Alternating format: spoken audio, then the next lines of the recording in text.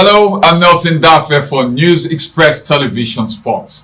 The transfer market is hotting up. The transfer market is catching fire. In Europe, the top clubs are making moves to fortify their teams for the forthcoming league season across European nations.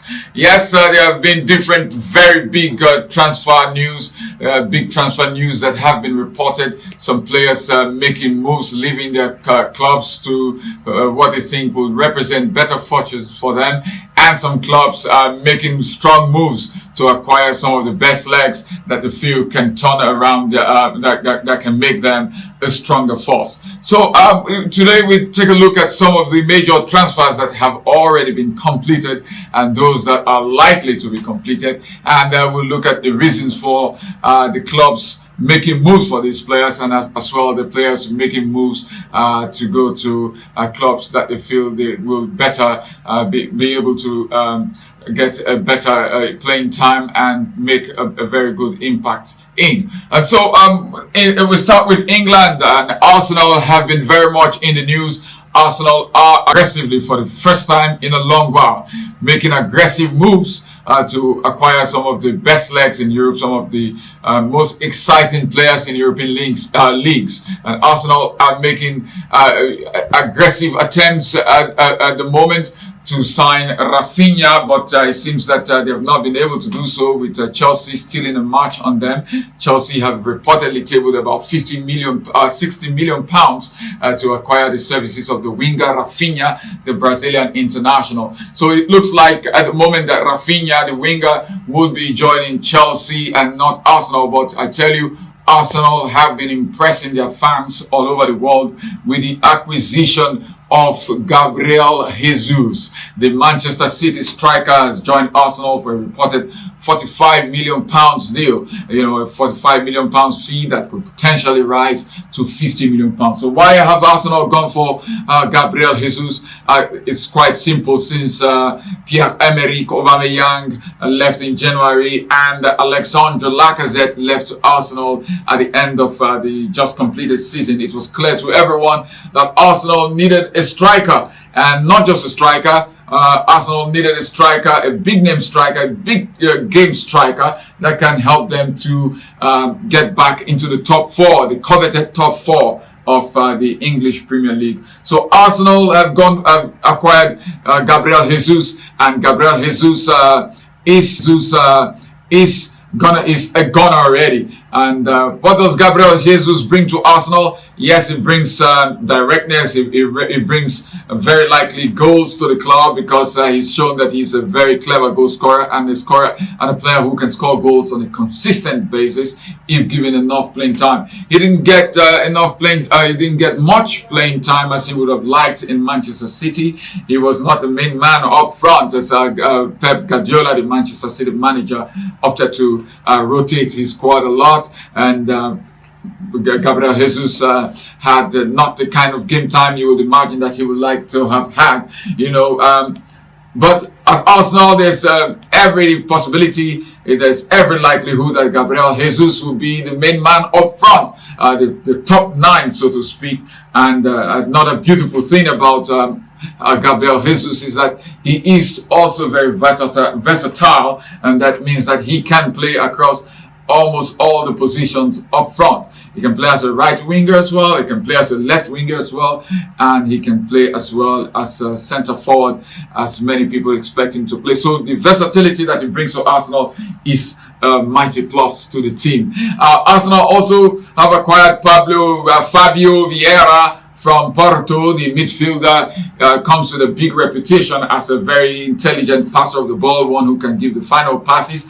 And so the big question now is, would Vieira be a regular starter in the starting 11?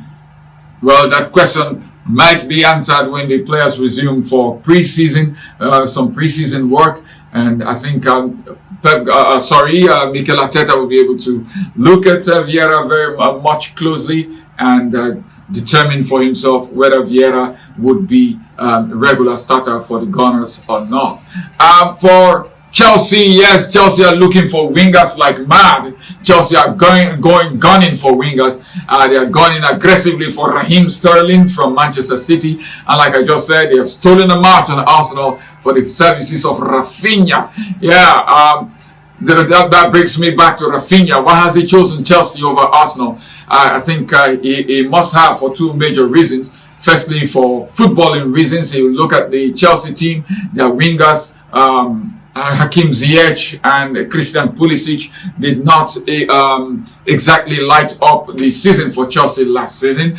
They were not very impressive on consistent basis. Impressive enough, perhaps, as Thomas Tuchel, the Chelsea manager, might have loved. And so he's going for Rafinha. And if you are Rafinha, you look at that Chelsea team and you think that it will be easier for you to get ahead of Christian Pulisic and Hakim Ziyech than it will be for you to get ahead of Bukayo Saka and Gabriel Martinelli, who are Arsenal wingers. Of course, Bukayo Saka is one of Arsenal's top players at the moment. And if you're Rafinha, you look at Bukayo Saka's form and you think, yeah, for footballing reasons, I've got to go to Chelsea because it will be difficult for me to beat Bukayo Saka to a starting 11 shirt as a right winger. So Raheem Sterling represents another very good acquisition for Chelsea if that deal is completed. And with Raheem Sterling and Rafinha, Chelsea will have two very, very good experienced wingers to come and help them score goals, because the team lacked the players who could bring those sharp crosses, bring those intelligent crosses to help them get the goals last season. For Manchester United, there is a big lull at the moment, but it seems that things are picking up in terms of transfer news concerning the team. Manchester United are reportedly gunning for De Jong, the Barcelona midfielder who's worked with their new manager Ten Hag at Ajax before. And so De Jong is an intelligent midfielder, and De Jong represents a good signing from Manchester United if the deal succeed.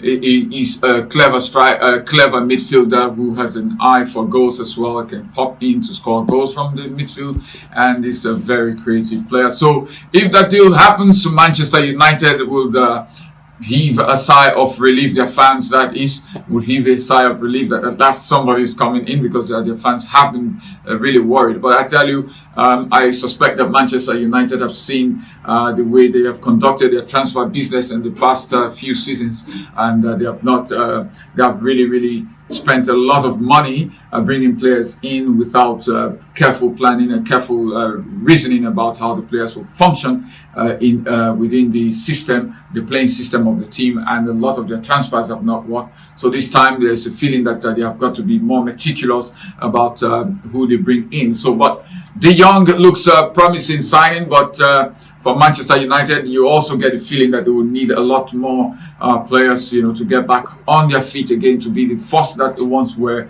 in English football. For Man City, yes, Haaland, the Erling Haaland has been signed. Pep Guardiola going for the youngster whose father played for Manchester City before, and Haaland is one of the best strikers in the world today. And he is jumping at the opportunity of playing for Pep Guardiola. And it's almost, it looks on paper like a match made in heaven. Haaland can score goals, and with the plethora of very intelligent midfielders that Manchester City have, you can imagine as well that Haaland is going to be a real big force, not just in the Premier League, but also in Manchester City's quest to win the Champions League, the much coveted Champions League. And then we go over to Germany, where Bayern Munich have signed Sadio Mane from Liverpool. Yes, Sadio Mane left Liverpool, and it seems to me that he left Liverpool because he's seen a lot of success at Liverpool, and he just needs a breath of fresh air, as well as the fact that he has not felt really as valued as he believed he should have in Liverpool. You look at the salary at Liverpool, way lower than the other top earners of the team. And you look at the quality he has and what he has been to the team, what the way he has played and represented the team with real class and real quality. You look at it, and I'm not a few people of the opinion that Sadio Mane should have been better valued at Liverpool. So he's finding a home now in Bayern Munich, and Bayern Munich themselves are facing the possibility of losing Robert Lewandowski to Barcelona. Barcelona making frantic efforts to sign Robert Lewandowski, but Bayern Munich, another club who let go players that they don't want to let go easily. So Bayern have told Barcelona that there is no chance that they're going to sell Lewandowski to them. But Barcelona keep knocking at the door, and it will be very interesting.